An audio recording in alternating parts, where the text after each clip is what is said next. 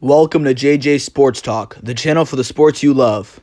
What's up, guys, and welcome back to JJ Sports Talk. And today I got a little sit-down video for you guys.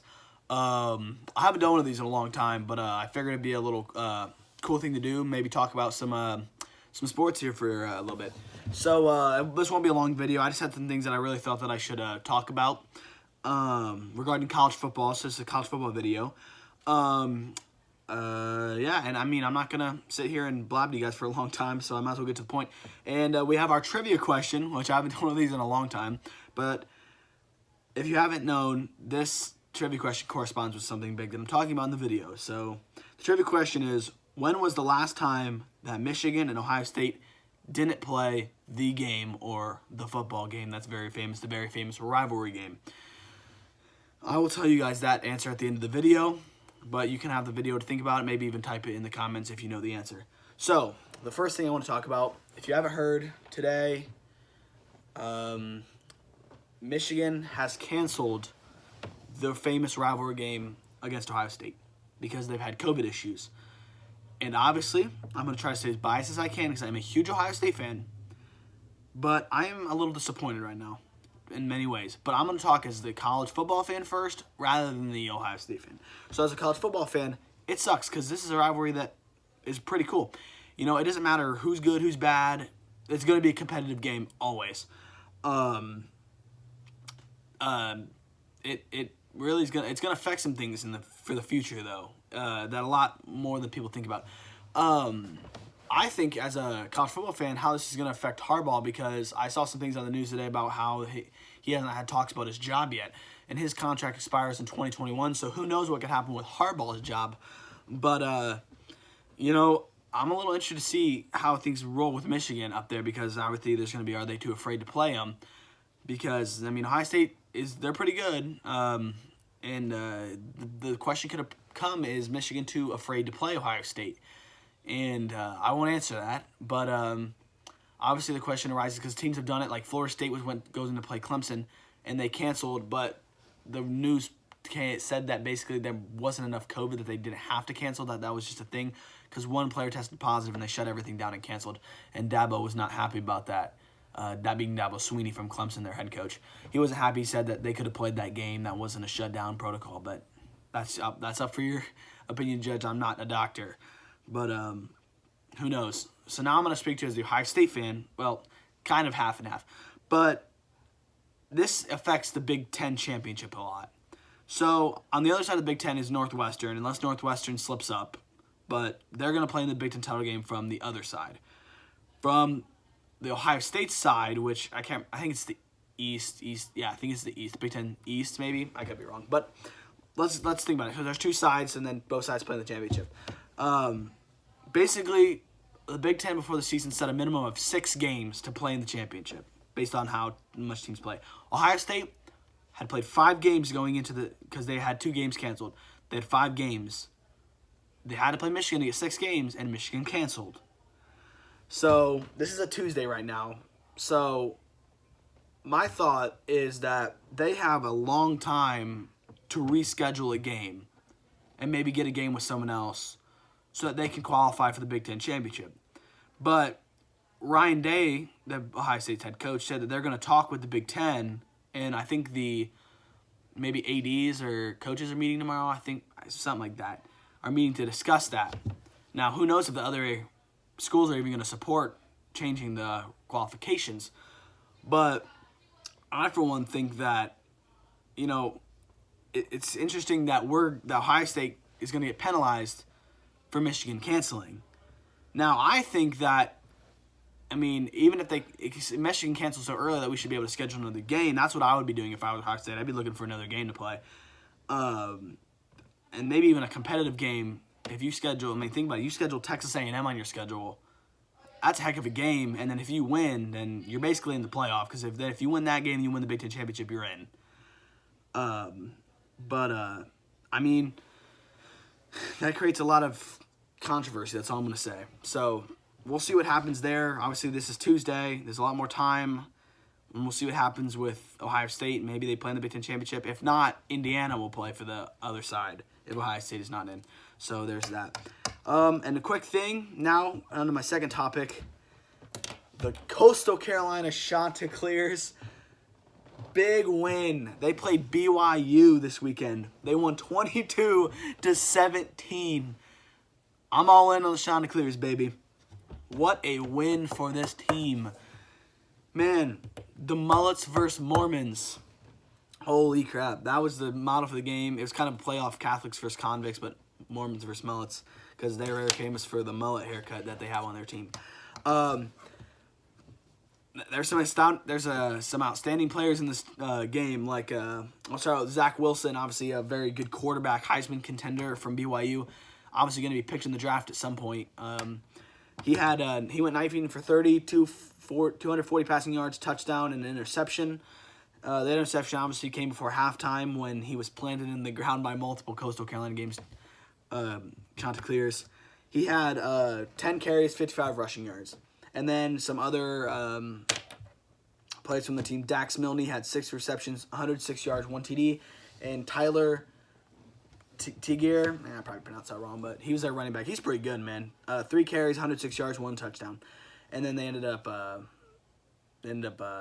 losing that game. They kicked a field goal, but they lost by 4 points. Well, they lost by 5 points. Sorry, my bad.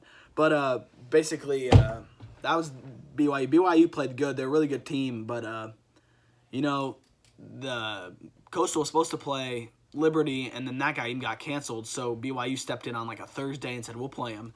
So, I mean, I was excited when I saw that game was going to get played. I was super impressed by Jamie Chadwell and the Coastal Carolina Chanticleers. Going to Conway, South Carolina, to play on the teal turf against a really tough Chanticleers team. I was really impressed with their quarterback, freshman Grayson McCall. 10 for 15 passing, 85 yards, no touchdowns, but he had 12 carries for 68 rushing yards. Because he doesn't need to score. They need to score in the passing. They run a spread option, which I really like that offense. I mean, it's super impressive because they rely on this guy, Marable, their running back. 23 carries, 132 yards, 2 touchdowns. Then they had White, who had 12 carries, 53 yards, and a touchdown. And they also have Jones. They have a 3-back tandem, but Marable, the senior Marable, he is just super impressive. CJ Marable, man, I was super impressed by that guy. He's a short little guy, but he was impressive to watch for me. But Coastal got the win against BYU, and they're 13th in the rankings now. Basically, holding on for that group of 5 teams. But super awesome game. Like, it was super chippy. One of the chippiest games I've ever seen. People were shoving after plays and stuff. One of the chippiest games I've ever seen in my life. But, great win for Coastal. I mean, that's a huge win for that program. They've only been in the FBS for 4 years now. So, hey, man, Coastal's on the rise, man. I'm all in for the Chanticleers, man. Go Chants. Like, that's a game day was there. They had a lot of publicity on them, and they got the win. So, awesome to see for the game for the Chanticleers. So now, some quick things now with the rankings for this week. I'll give you the top 10 for they had the it's Tuesday, so they had the highlight show showing the rankings. So they put Alabama at 1, Notre Dame 2, Clemson 3, Ohio State 4. That didn't change. Texas A&M at 5, Florida at 6. That didn't change. So top 6, basically almost top 10 stays the same. Really no changes. Iowa State's still 7, Cincinnati's 8, Georgia at 9, Miami at 10. And I wrote down some sleepers, like not to get in the playoffs, but just like some teams that I'm eyeing off the top 10, outside of the top 10. Oklahoma still at 11, holding on there. No one from the Big 12 is going to get in, but because Oklahoma's they had 2 bad losses. They had a loss to Iowa State at the beginning of the year, and then to Kansas State, which was not a good loss. But they're at 11. Indiana still hanging on at 12. I felt bad for their quarterback Michael Penix. He's a hell of a player. But the poor guy tore his ACL again. I feel bad. They got a nice little backup. But he's not as good as Penix, but they got a nice win at Wisconsin last week, and I was really impressed with that win. Coastal Carolina, I already said, was at 13. Iowa is at 16. Iowa, they kind of been flying under the radar a little bit. The Hawkeyes. But, they lost to Northwestern, who was at the 14th spot, a little bit ahead of them. But, that's just the rankings. I want to let you guys know. I'll flash a little graphic at the end of the video to show you guys and just the graphic to what it is. And 2 things I want to talk about. And I'm not going to talk about this briefly because when the selection happens, I'll make my prediction video. about who I think's gonna win and stuff.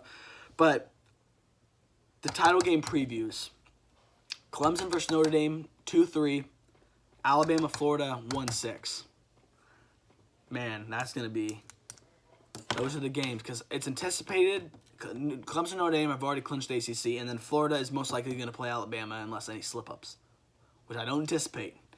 Notre Dame's already beat Clemson, obviously, without Trevor Lawrence, but like I'm not going to tell you who I think should win these games, but, well, I think I know who I think's going to win, but that's going to – I think Alabama's going to be too strong for Florida, and when Alabama wins, they're going to solidify that number one.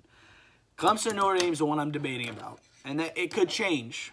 Obviously, both teams have played very well, but Notre Dame played Clemson without Trevor Lawrence and only won in 3 overtimes, which was obviously an impressive win. But DJ Uiagalelei, whatever his name is, I'm sorry, but he's a heck of a quarterback, but he's no Trevor Lawrence. When they get Trevor Lawrence back, man, that's gonna be a scary Clemson team. And if Clemson wins, there's a chance that 2 ACC teams could get in, debating on what happens with the other games. But, I mean, if Clemson wins, then it'll be Alabama 1, Clemson 2, Ohio State 3, and then it's a toss-up between Notre Dame and Texas A&M, because Texas A&M is going to be sitting there waiting. The only way Texas A&M gets in is if someone loses. So they're going to be sitting there waiting. But that's all I need to say about that. I just wanted to give you guys something to think about with that.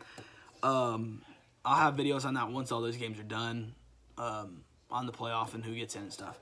So let's finish up with the trivia question. So the trivia question was, when was the last time Ohio State and Michigan didn't play football? And if you got that, the answer was 1917. There was a stretch from 1913 to 1917 when Michigan was not in the same conference when they did not play. But then after that, in 1918, they played again. I thought I'd throw in a little bonus fact that the all-time series, if anyone was wondering, between Ohio State and Michigan leads 58, 51, and 6. So Ohio State's definitely closing the gap to 7 games now to tie and 8 to take the lead. Little other bonus facts. The longest winning streak in the series is 9 for Michigan, and Ohio State's winning streak right now from 2012 to present is 8. So that gives you a little snippet about how close Ohio State is to catching some records in that series.